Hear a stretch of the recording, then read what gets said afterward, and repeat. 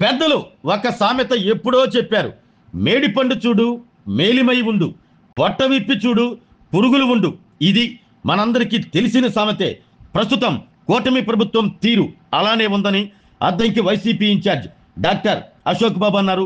ఇప్పుడు రాష్ట్రంలో అదే జరుగుతుందని, నారావారి పాలసీనే నడుస్తుందని, ముఖ్యంగా రాష్ట్రంలో ఏమి జరుగుతుంది అంటే గతంలో వైసీపీ చేసిన అభివృద్ధిని ప్రస్తుతం కూటమి ప్రభుత్వం తమ ఖాతాలో వేసుకోవటం, ప్రతి ఒక్కటి తామే చేసామని చెప్పుకోవటం, అలాగే వైసీపీ పార్టీపై బురద జల్లటం, ఇదే ప్రధానంగా కూటమి ప్రభుత్వం తీరు ఉందని Addanki YCP incharge doctor Ashok Babu కూటమి ప్రభుత్వంపై విమర్శలు గుప్పించారు.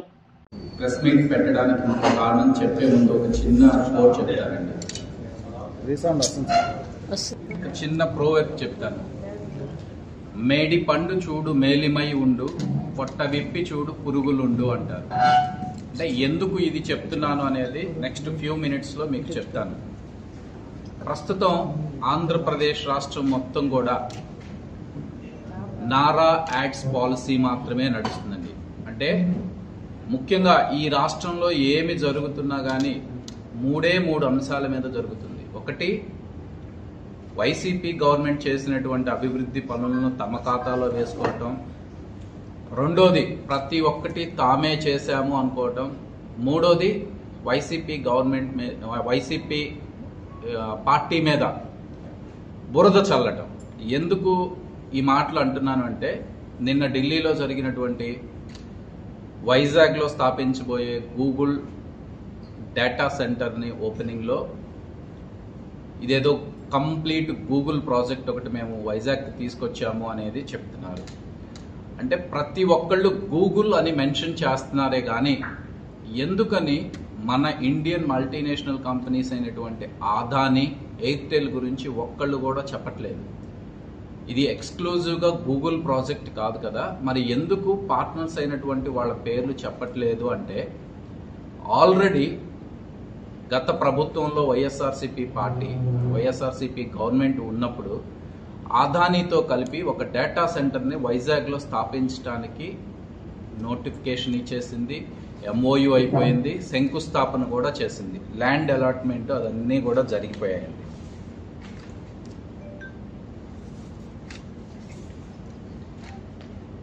ఏడు 2022 ఒక జీవో ఇష్యూ చేశారు.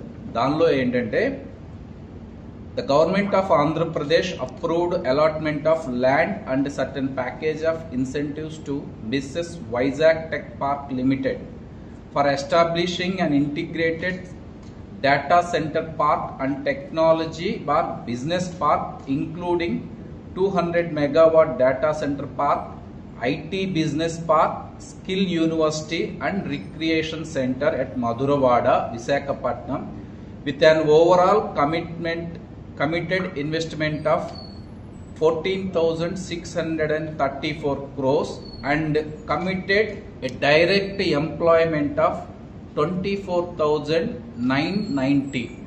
అంటే ఏంటంటే 14,634 కోట్లతో ఒక డేటా సెంటర్నే కాదండి, apart from the data centre IT పార్క్ను కూడా తీసుకురావాలి అనే ఒక ధ్యేయంతో, దాంతో డైరెక్ట్గా దాదాపు 25,000 ఉద్యోగాలు డైరెక్ట్గా కల్పించడానికి ఇచ్చినటువంటి జీవో అన్నమాట. దీనిలో అప్పటి గవర్నమెంట్ చేసింది ఏంటంటే ఓన్లీ ల్యాండ్ అలొకేషన్ చేసింది, కానీ మిగతా ఏ సబ్సిడీ కూడా ఎక్కడా కూడా మెన్షన్ చేయలేదండి. బట్ నిన్న ఇప్పుడు ఉన్నటువంటి ప్రస్తుత కూటమి గవర్నమెంట్ ఒక జీవో ఇష్యూ చేశారండి. ఇది GO 11/10/2025 in the name of missus Raiden Infotech India private limited. దానిలో వాళ్ళు ఇచ్చిన జీవోలో వెరీ క్లియర్గా ఉంది, చూడండి. The government, after careful examination of the proposal and keeping in view of the recommendations by SIPB and Council of Ministers, hereby approves for allotment of 480 acres of land in Visakhapatnam and Anakapalli districts. This allotment is for establishing AI data centers, only AI data centers, about 1000 megawatt, that is 1 gigawatt capacity, with a proposed investment of 87,520 crores with the potential to generate, mark this line please, with the potential to generate significant indirect employment across allied sectors. అంటే ఏంటంటే ఎక్కడా కూడా ఈ data centre వల్ల మేము direct jobs ఇస్తాము అనేది mention చేయట్లేదు.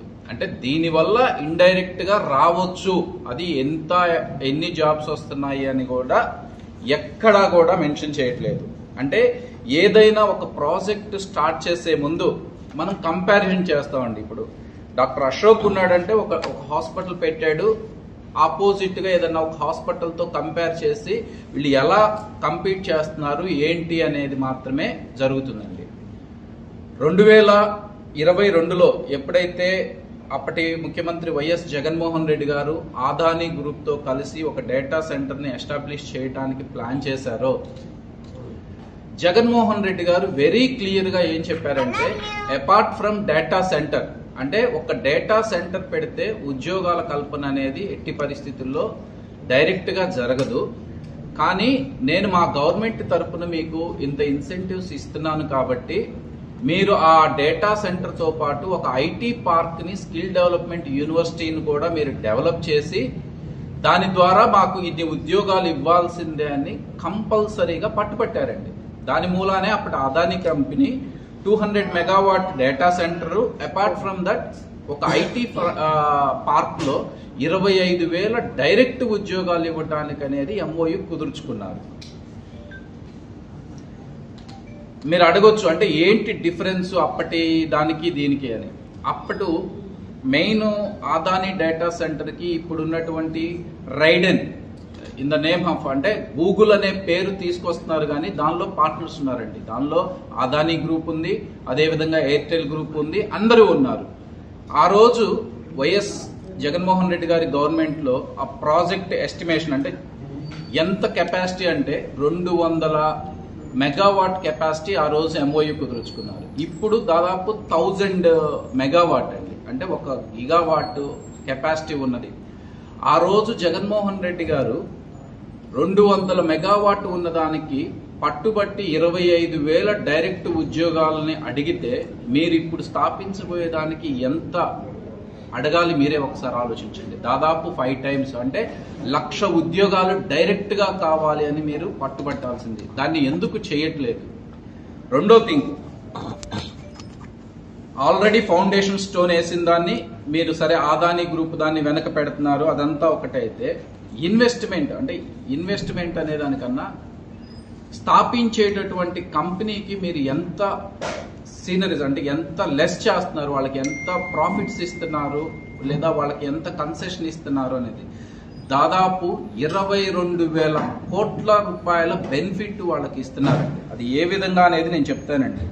క్యాపెక్స్ సబ్సిడీ దాదాపు 2,200 కోట్లు క్యాపెక్స్ సబ్సిడీ, ట్రాన్స్మిషన్ ఛార్జెస్ దాదాపు 4,000 కోట్లు మొత్తం వైప్ ఆఫ్ చేస్తున్నారు. అండ్ అపార్ట్ ఫ్రమ్ దట్ అన్నిటికన్నా ముఖ్యంగా మీరు గమనించాల్సింది ఏంటంటే పవర్ సబ్సిడీ ఇస్తున్నారు. పవర్ సబ్సిడీ ఎంత ఇస్తున్నారో తెలుసండి. ఏదో ఒక 100 కోట్లు ఇస్తే పోనీలే ఒక 100 కోట్లు ఇచ్చారు, మొత్తం మీద మన రాష్ట్రానికి మంచి కంపెనీ ఒకటి ఎస్టాబ్లిష్ అవుతుంది అనే దానికి అనుకోవచ్చు. ఒక యూనిట్ కి ₹1 ఇస్తున్నారండి. అంటే చూడటానికి ఒక యూనిట్ కి ₹1 కదా అనుకుంటారు. మీరు అంటున్నటువంటి ఈ సంస్థ ఏదైతే ఉందో దాదాపు 1000 మెగావాట్ల సంస్థ 1 గంట రన్ అవ్వాలి అంటే దాదాపు 10 లక్షల యూనిట్స్ కావాలండి. అంటే వైజాగ్ సిటీ మొత్తం ఒక రోజు కంప్లీట్ గా పవర్ మీద డిపెండ్ అయ్యింది అంటేనే మనకు కావాల్సింది 10 లక్షల యూనిట్లు. దానికి 1 గంట ఇది పనిచేస్తే 10 లక్షల యూనిట్లు కావాలి. అంటే 1 గంటకి దాదాపు 10 లక్షల రూపాయలు, 1 డేకి వచ్చేసి 2.4 కోట్ల రూపాయల సబ్సిడీ ఇస్తున్నారు. దాన్ని బట్టి ఆలోచించండి, సంవత్సరానికి దాదాపు 900 కోట్లు, 22,000 కోట్ల సబ్సిడీ ఇచ్చేటప్పుడు మీరు ఎందుకని మాకు డైరెక్ట్ గా వీటితో పాటు ఈ సెంటర్ తో పాటు ఐటీ పార్కులు కూడా ఎస్టాబ్లిష్ చేయాలి అనేది మీరు కండిషన్ ఎందుకు పెట్టట్లేదు? ఆ రోజు జగన్మోహన్ రెడ్డి గారి గవర్నమెంట్ ఇచ్చింది 132 ఎకర్స్ అండి. ఇప్పుడు దాదాపు 488 ఎకరాల ల్యాండ్ ఇస్తున్నారు. పవర్ కన్సంప్షన్ ఆల్రెడీ మీకు చెప్పాను. దాని మీద వైజాగ్ మీద ఎంత బర్డెన్ పడిపోతుందో ఆ బర్డెన్ రాష్ట్రం మొత్తం ఏ విధంగా కూడా డిస్ట్రిబ్యూట్ అవుతుందో మీరు రానున్న రోజుల్లో చూస్తారు. అండ్ ఇంకొక మేజర్ థింగ్ ఏంటంటే వాటర్ డిమాండ్. ఆ రోజు అదానీ గ్రూప్ తో కలిసి వైఎస్ఆర్ పార్టీ స్థాపించబోయేటటువంటి వైఎస్ఆర్ పార్టీ సపోర్ట్ చేసినటువంటి ఆ గ్రూప్ కి వాటర్ డిమాండ్ అనేది within the limits of Vizag municipal corporation లో నుంచే వాటర్ సప్లై ఇవ్వాలి అనేది ఉందండి. కానీ ఇప్పుడు ఈ ప్రాజెక్ట్ కి దాదాపు 5 TMCల వాటర్ కావాలి. ఎక్కడి నుంచి ఇవ్వబోతున్నారు మీరు ప్రపోజ్ చేసింది ఏంటంటే పోలవరంలోంచి ఇస్తాము అంటున్నారు. పోలవరం అసలు ఎప్పటికీ కంప్లీట్ అయితే ఇప్పటి వరకు మీ దగ్గర సమాధానం లేదు. దాంతోపాటు పోలవరం అనేది మేజర్ గా రైతులకు ఉపయోగపడాలి అనుకునే కట్టే ఒక ప్రాజెక్ట్ లోంచి మీరు నీరు డైవర్షన్ చేసి 5 TMC వాటర్ అటు ఇస్తున్నారు అంటే ప్రజలకి మీరు ఏం సమాధానం చెప్పబోతున్నారు? అండ్ డెఫినెట్ గా సబ్సిడీస్ చూసుకున్నట్టయితే లాస్ట్ గవర్నమెంట్ లో సపోర్ట్ చేసినటువంటి ఆ project only land on project అండి. అంటే ఎక్కడా కూడా ల్యాండ్ తప్పితే మిగతాది ఏది కూడా సబ్సిడీ రూపంలో రాలేదు. బట్ మీరు ఇప్పుడు చూసుకున్నట్టంటే ప్రతి ఒక్కటి సబ్సిడీ సబ్సిడీ సబ్సిడీ ఎంతవరకు. అండ్ నారా లోకేష్ గారు చెప్తూ డెఫినెట్ గా దీనివల్ల దాదాపు 1,88,000 డైరెక్ట్ గా కానీ ఇండైరెక్ట్ గా కానీ ఉద్యోగాలు వస్తాయి అంటున్నారు. డెఫినెట్ గా నిజంగా అన్ని ఉద్యోగాలు వస్తే గనక మోస్ట్ హ్యాపీయెస్ట్ పర్సన్ మా పార్టీయే ఉంటుందండి. కానీ ఏ విధంగా వస్తుంది అంటున్నారు. మెయిన్ స్ట్రీమ్ మీడియాలో చూసుకున్నట్టయితే ముఖ్యంగా ఈ డేటా సెంటర్ వల్ల డైరెక్ట్ గా క్రియేట్ అయినటువంటి జాబులు ఓన్లీ 200 అని మాత్రమే ప్రకటించారు. 1,88,000 ఎందుకు అనుకుంటున్నారు మీరు? ఏ విధంగా లేదు, ఇది పెట్టడం వల్ల ఇది ఆల్రెడీ మాకు ఇన్ని సంస్థలు మాతో పాటు కాంటాక్ట్ లో ఉన్నారు, వీళ్ళందరూ మాకు ఇక్కడ ఎస్టాబ్లిష్ చేస్తారని హామీ ఇచ్చారు. అలాంటిది ఏమైనా ఉందా? అటువంటిది ఏమీ జరగదు. It's only A corporate gift. Corporates కి మీరు ఇస్తున్నటువంటి గిఫ్ట్.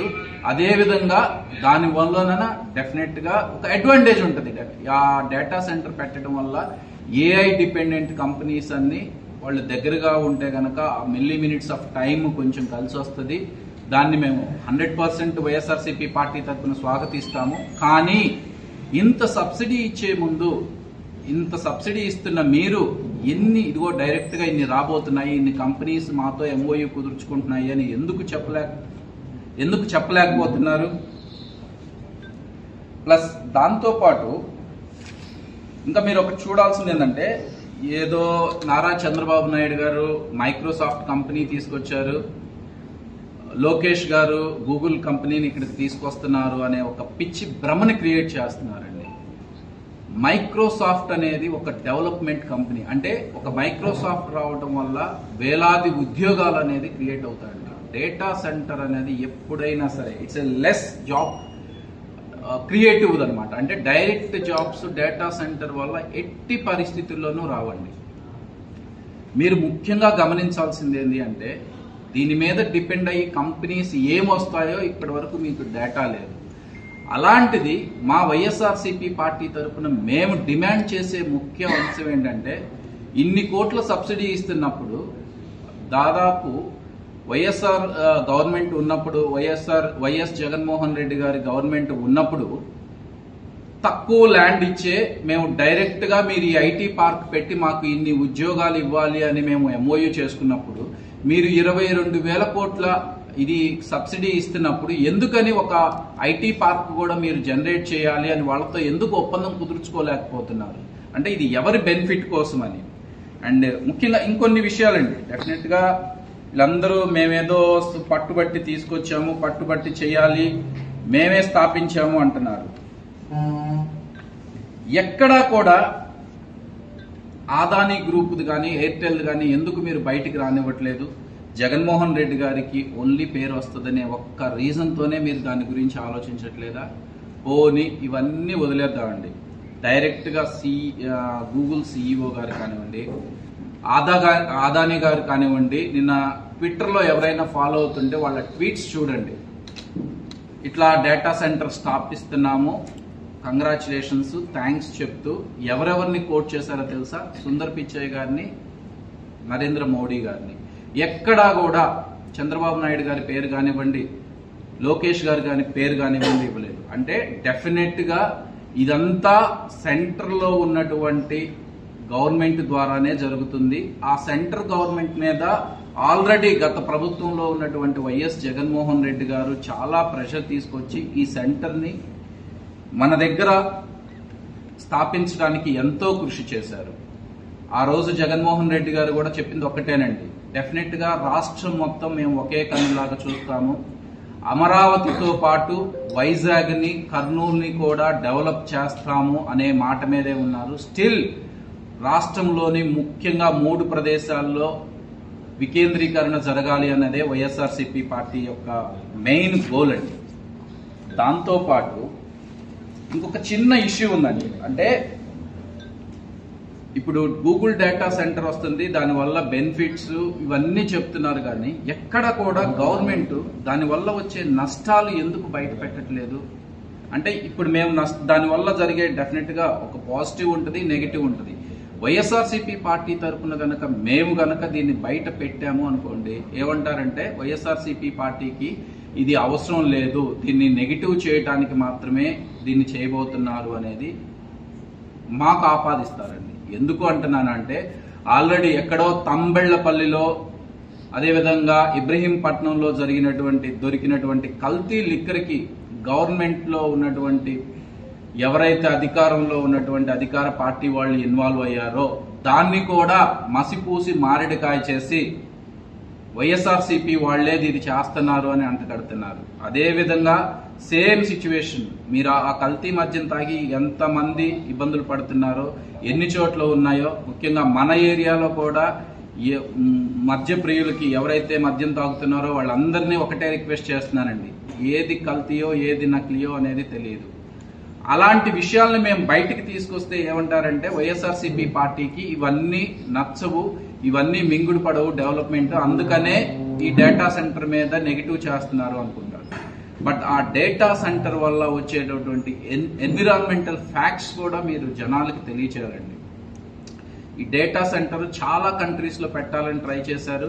వాళ్ళందరూ దీనికి ఎగనెస్ట్ గా, ఈవెన్ కొన్ని కంట్రీస్ ముఖ్యంగా నెదర్లాండ్, డెన్మార్క్ లాంటి కంట్రీస్ అయితే అసలు ఈ మా కంట్రీలోకి ఎంటర్ అవటానికి లేదు అని గవర్నమెంట్ పాలసీలే తీసుకొచ్చారు. అలాంటిది మన దగ్గర చేస్తున్నప్పుడు దానివల్ల వచ్చేటటువంటి నష్టాలను కూడా ప్రజలకు వివరించాలి, వాటిని గురించి కూడా కేర్ఫుల్ గా ఉండాలని ప్రమోట్ చేయాలి. ఓన్లీ ఈ యాడ్స్ డెవలప్మెంట్ ఏదో మేమేదో సొంతగా తెచ్చామనే యాడ్సే కాకుండా దీనివల్ల ఇలాంటి పరిస్థితులు రావచ్చు. ముఖ్యంగా రేడియేషన్ ప్రాబ్లమ్స్ కానివ్వండి, వాటర్ స్కేర్సిటీ కానివ్వండి, ఎలక్ట్రికల్ స్కేర్సిటీ కానివ్వండి, వీటన్నిటి గురించి కూడా ప్రజలకు అవగాహన కల్పించాలని మాత్రమే వైఎస్ఆర్సీపీ పార్టీ తరఫున డిమాండ్ చేస్తున్నాం. లేని పక్షంలో డెఫినెట్ గా దానివల్ల రాబోయేటువంటి ఎఫెక్ట్స్ ని మేము ప్రజల్లోకి డైరెక్ట్ గా తీసుకెళ్తాం, ప్రత్యక్ష పోరాటానికి కూడా దిగుతామండి. డెవలప్మెంట్ కి 100% వైఎస్ఆర్సీపీ పార్టీ కట్టుబడి ఉంటది, కానీ ఏదో సొంత డబ్బాలు కొట్టుకోవడానికి పబ్లిసిటీ పిచ్చిలతో మటుకు ఇలాంటివి చేయొద్దు అని వైఎస్ఆర్సీపీ పార్టీ తరఫున మరొకసారి హెచ్చరిస్తున్నాం. Thank you. ఆరోగ్యమే మహాభాగ్యం అంటారు, కానీ ఆరోగ్యాన్ని నమ్మకంగా కాపాడే స్థానం ఎక్కడ? ఇది ఒంగోలులో మీకు దగ్గరగా మన Venkataramana nursing home private limited caring your life 54 ఏళ్ల విశ్వాసంతో ఇది ఒక హాస్పిటల్ కాదు, ఇది ఒక విశ్వాసం. 3 తరాలుగా వేలాది కుటుంబాలను ఆరోగ్యంగా నిలిపిన ఆదరణ. మా నిపుణుల వైద్య బృందం మా దగ్గర అనుభవం కలిగిన బృందంలో అందించే సేవలు neuro surgery, general medicine, diabetes, pulmonologist, general surgery, ophthalmology, urology, orthopaedic, ENT, paediatrics, dental surgery, anaesthesiology, gynaecology, cardiology, emergency మరియు క్రిటికల్ కేర్. ఒంగోలులో ఆరోగ్యానికి ఒక కొత్త శకం ప్రారంభమవుతుంది. వెంకటరమణ ఐ హాస్పిటల్ ప్రారంభించబడింది. కంటి ఆరోగ్యానికి ప్రత్యేక పరిష్కారంగా ప్రభుత్వ ఉద్యోగులు, రిటైర్డ్ ఉద్యోగులు మరియు వారి కుటుంబ సభ్యుల కోసం EHS ద్వారా వైద్యం, క్యాష్లెస్ సేవలు, Medi Assist, Star, GHPL, Aditya Birla, Bajaj Allianz మరియు ఇతర ప్రముఖ హెల్త్ స్కీమ్లు అందుబాటులో ఉన్నాయి. ఆరోగ్యశ్రీ, డాక్టర్ NTR వైద్య సేవా నిధి అందుబాటులో ఉన్నాయి. చిరునామా RTC బస్టాండ్ ఎదురుగా, Kurnool road, Ongole. Phone number 08592282623, cell number 9100679099. Eye hospital number 9866484770, website www.venkatramnanursing.com, Facebook www.facebook.com/vkrnh. Venkataramana nursing home, 3 తరాల విశ్వాసం, నూతనతతో కూడిన సేవ. మేము కేవలం చికిత్స చేయము, మేము శ్రద్ధ వహిస్తాం, పరిరక్షిస్తాం. సేవ చేయడం మాకు ధ్యేయం.